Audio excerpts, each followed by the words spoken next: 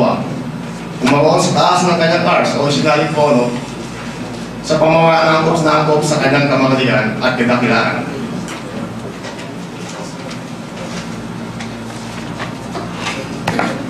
The greatest size of the throne. Ang sugo ng Allah subhanahu wa ta'ala ay pinahintulutan na siya ay makausap niya ang isang anghel na ang kanyang trono o lukluban niya ay hinahalin tulad na ang pagitan ng tenga at ang kanyang balikat na ang distansya o layo ay 700 years na paglalakbay. Ito ay kung ano ang pinakamabilis na nakikita natin sa ngayon. Ano ba ang mabilis? Ang mga nilikha.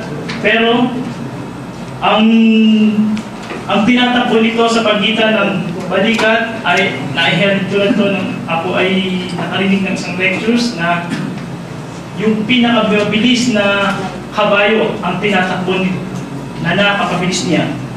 So, ganito pinapakita ng Allah ang kanyang kadakilaan na siya nasa itaas ng kanyang lukluban, ng kanyang lahat-lahat ng kanyang nilikha. So, mga brother, siya ang nasa kaitaas-taasan, ang dakila, ang maluwalhati.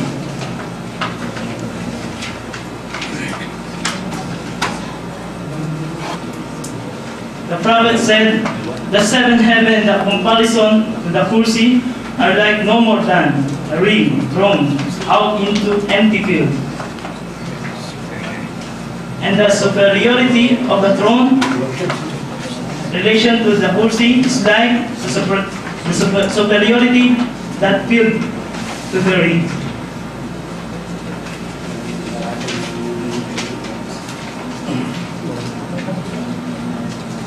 So, ang paghahalin tulad ng unang kalangitan ay kung ihahambing ang isang singsing na kung itatapon sa gitna ng napakalawak ng disyerto, ito ay ang unang kalangitan at ang sumunod hanggang ang ikapitong kalangitan.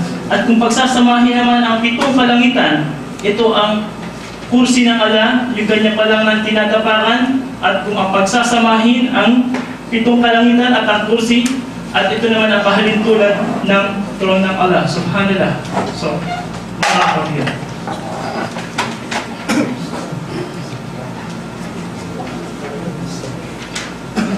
Patay na rin muli sa kanyang pagkakasal sa ating wika. Siya ang lumikha ng mga kalangitan ng kalupaan. At ang anumang mga nasa loob nito sa loob ng ating araw. Hindi katulad sinasabi natin na dati na 7 araw at natutulog pa daw ang Diyos. Ang alas pa rin na hindi ganon. At ang kanyang alas na sa ibabaw ng tubig bago palikayin ng mga kalangitan at kalupaan. Pagsubukin kayo kung sino sa inyo ang higit na mabuti ang kanyang pagsunod at gawain. Na ito ay ang anumang taimtim na ginagawa para lamang sa Allah subhanahu wa ta'ala. Nasangayon sa anumang ginagawa ng sugo ng Allah na si Propeta Muhammad sallallahu alaihi wasallam. At pag sinabi mo, O Muhammad sallallahu alaihi wasallam, sa kanila ng mga walang pananampalataya mula sa inyong sambayanan, katiyakan, kayo ay bubuhayin na magmuli pagkatapos ninyong mamatay. At talaga rin sabihin nila, ang Quran na binibigay mo sa amin ay walang iba kundi isang malino na shir o salamangka ayon sa mga kilalang pananampalataya. Ayon sa pagkasalin, at nang dumating si Musa alayhis salam sa nakatakdang oras na pagkabuo ng 40 gabi at nakipag-usap sa kanya ang Allah subhanahu wa ta'ala na Rabb at tagapaglikha nang pakipag-usap bilang revelasyon at pagbibigay ng utos at pagbabawal, ay naghangad siya na makita niya ang Allah subhanahu wa ta'ala.